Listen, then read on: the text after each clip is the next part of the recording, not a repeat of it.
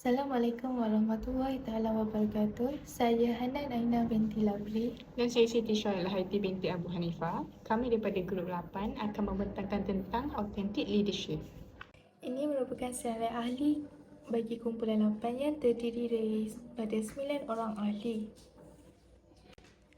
Pengenalan. Apakah definisi kepimpinan? Kepimpinan ialah keupayaan seseorang individu atau sekumpulan orang untuk mempengaruhi dan membimbing pengikut atau ahli sesebuah organisasi, masyarakat atau pasukan.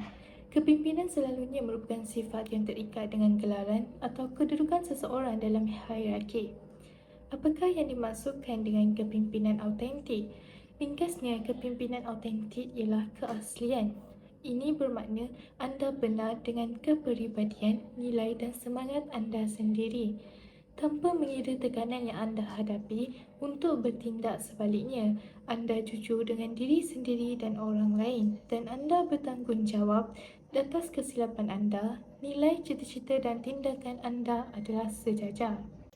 Seterusnya adalah ciri model kepimpinan. Terdapat 5 ciri model kepimpinan kami, iaitu pertama sekali adalah integriti.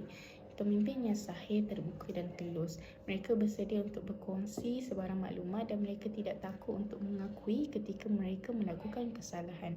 Yang kedua adalah terbuka kepada sebarang maklum balas. Pemimpin autentik terbuka untuk menerima sebarang maklum balas daripada orang lain. Mereka bersedia belajar dari kesilapan mereka dan mereka selalu mencari jalan untuk memperbaiki diri. Yang ketiga adalah jujur dan beretika. Pemimpin yang sahih jujur dengan diri mereka sendiri dan orang lain. Mereka beretika dalam melakukan urusan mereka dan mereka mempunyai standard yang tinggi. Seterusnya adalah bertanggungjawab. Pemimpin yang sahih bertanggungjawab atas tindakan mereka. Mereka bertanggungjawab atas keputusan mereka dan mereka tidak takut untuk mengakui kesalahan yang mereka lakukan. Dan terakhir sekali adalah berani. Pemimpin yang sahih berani dan bersedia mengambil sebarang risiko. Mereka tidak takut untuk berdiri untuk apa yang mereka percayai walaupun mereka itu tidak begitu popular. Bagaimana kepimpinan autentik berfungsi? Kepimpinan autentik berfungsi melalui pendekatan praktikal. Pemimpin harus mempersoalkan dan memahami kebimbangan sebenar dalam situasi dan menentukan tindakan yang betul untuk pemimpin, pengikut dan organisasi. Kepimpinan autentik atau dikenali sebagai kepimpinan tulen ini menekankan pemimpin menjadi lebih bertujuan berdasarkan nilai, berhubungan, berdisiplin diri dan belas kasihan. Pendekatan teori. Kepimpinan tulen ditakrifkan oleh pemimpin yang menunjukkan kesedaran diri, perspektif moral yang dihayati, pemprosesan seimbang dan ketulusan dalam hubungan. Atribut ini berkembang sepanjang hayat, selalunya dipengaruhi oleh peristiwa kehidupan yang penting. Ciri psikologi positif dan penaklukan moral memainkan peranan penting dalam kepimpinan autentik ini.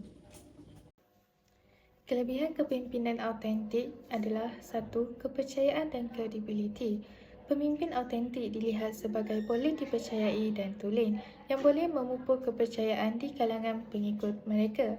Nombor 2. Persekitaran kerja yang positif.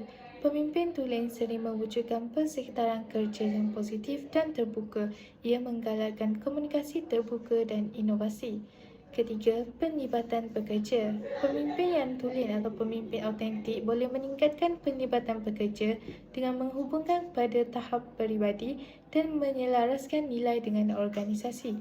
Keempat, kejayaan jangka panjang. Kepimpinan yang tulen boleh membawa kepada kejayaan jangka panjang dengan membina hubungan yang kukuh dan pertumbuhan yang mapan.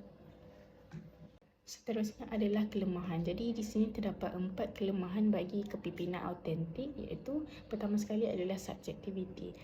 Subjektiviti ni adalah keaslian yang boleh menjadi subjektif, yang menjadikannya lebih mencabar untuk ditarifkan dan diukur. Apa yang sahih bagi seseorang mungkin tidak bagi orang lain. Yang kedua adalah kerentanan. Kerentanan ni bersikap terbuka dan tulen yang boleh menjadikan pemimpin lebih terdedah kepada kritikan atau eksploitasi. Yang ketiga adalah berkongsi terlalu banyak. Terdapat risiko berkongsi maklumat peribadi secara berlebihan yang boleh mengaburkan sempadan profesional. Dan terakhir sekali adalah variasi dan budaya. Kepimpinan tulen mungkin tidak berkesan secara universal merentas setiap budaya dan konteks kerana norma setiap budaya adalah berbeza. Jadi adalah penting untuk setiap pemimpin mencapai keseimbangan dan keaslian dan keberkesanan kepimpinan sambil mempertimbangkan konteks organisasi dan budaya tertentu. Kumpulan dipengaruhi terdiri daripada 3 iaitu tenaga pengajar, ahli politik dan usahawan. Manakala bagi kaedah mempengaruhi terdiri daripada 3 iaitu kemahiran pengurusan adalah sesebuah organisasi yang jelas dan berstruktur dapat membantu untuk membentuk persepsi yang baik terhadap pemimpin. Kedua, penyelidikan dan analisis adalah dengan menganalisis keadaan semasa supaya kaedah yang dijalankan bergerak dengan sejajar globalisasi. Dan terakhir iaitu pendidikan dan latihan adalah dengan melalui bengkel atau program khas bagi memantapkan skill dan kemampuan berkaitan dengan gerak kerja. Pengurusan sumber manusia berkait rapat dengan pemimpin yang bijak merancang, melaksana, mengurus dan mengawal atau memantau pengimplementasian sesuatu yang telah dirancang dan sumber-sumber di bawah kawalannya. Gaya kepimpinan haruslah menjurus kepada usaha untuk meningkatkan produktiviti dan mempunyai keseimbangan emosi dan perasaan. Selaras dengan wawasan pendidikan yang ingin mencapai empowerment dengan tujuan untuk mengubah cara berfikir, bekerja, mengurus, menyelia, berhubung dan bertindak. Pemimpin haruslah memberikan tumpuan kepada matlamat organisasi, mengatur dan menyelenggara tugasan dan menugaskan kerja. Untuk bahagian isu pula, kepimpinan kami mengalami masalah budaya ilmu, iaitu kurang dari segi pengetahuan dan kemahiran. Seperti yang kita tahu, kepimpinan autentik ini memerlukan pemimpin yang mampu berkongsi pengetahuan dan pengalaman mereka dengan pekerja. Sekiranya pemimpin atau pekerja dalam organisasi menghadapi kekurangan pengetahuan dan kemahiran, ini boleh menghalang proses pembinaan perhubungan yang sebenar. Contohnya, bagi situasi kami, seorang guru kepada pelajar LKU menyatakan bahawa ia kekurangan pengetahuan kerana tiada cara spesifik untuk mengajar pelajar tersebut disebabkan terdapat pelbagai kategori iaitu sindrom autism kecuali pekak bisu dan buta. Jadi setiap kategori ni dia tidak sama kebolehan, seperti ada yang tidak boleh bercakap, ada yang tidak boleh menulis. Jadi mereka hanya menumpukan dan bergantung kepada setiap individu tersebut. Cara selesaikan masalah peraturan diri adalah dengan mengembangkan kecerdasan emosi untuk menguruskan emosi dan reaksi sendiri dengan berkesan. Tetap tenang di bawah tekanan dan buat keputusan yang rasional. Hal ini kerana tenaga pengajar yang mengajar pelajar OKU tidak boleh melakukan pekerjaannya sebagai seorang pengajar dengan sambil lewa. Hal ini kerana ingin mengelakkan apa-apa keburukan yang berlaku kepada pelajar-pelajar OKU. Dan ini juga merupakan kepercayaan ibu bapa mereka yang sangat tinggi untuk membenarkan anak mereka berada di bawah jagaan tenaga pengajar OKU ini. Nombor 2, kesedaran diri adalah dengan fahami nilai, kekuatan, kelemahan dan kepercayaan peribadi anda. Renungkan pengalaman hidup anda dan bagaimana ia telah membentuk gaya kepimpinan anda. Kesedaran diri adalah asas kepimpinan yang tulen, itu dikenali juga sebagai kepimpinan autentik. Apabila kita dapat mengesan tahap kebolehan diri, ia akan menjadikan sangat mudah untuk kita mengatur strategi dalam proses pengajaran. Pembelajaran dan pembangunan berterusan. Hal ini merangkul pertumbuhan dan perkembangan peribadi, menyesuaikan diri dengan keadaan yang berubah-ubah dan mencari peluang secara aktif untuk belajar dan bertambah baik sebagai seorang pemimpin. Contohnya, seorang tenaga pengajar perlulah menilai keadaan semasa belajar supaya dapat menganalisis konsep pengajaran yang sesuai. Kepimpinan autentik ini dapat dikaitkan dengan maqasid syariah.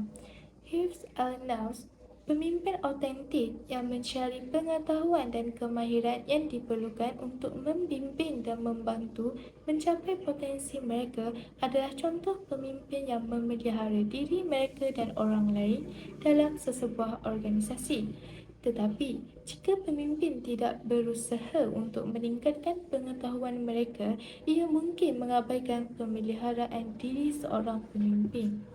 Apa yang boleh dikaitkan dengan isu ialah seorang tenaga pengajar pelajar OKU perlulah mempunyai pengetahuan yang luas berkaitan kaedah pengajaran dan pembelajaran. Dengan itu, mereka perlulah mengumpul lebih banyak maklumat berkaitan cara atau strategi dalam proses pengajaran pelajar OKU. Selain itu, mereka juga perlulah mendapatkan maklumat dari pelbagai sumber, bukan sahaja dari internet, malah dari orang yang berpengalaman. Jadi di sini saya telah sertakan beberapa gambar yang telah saya ambil ketika sesi temu ramah dijalankan, iaitu di Pusat Pemilihan dan Komuniti khas. Jadi itu sahaja daripada grup kami, iaitu grup 8. Sekian, terima kasih.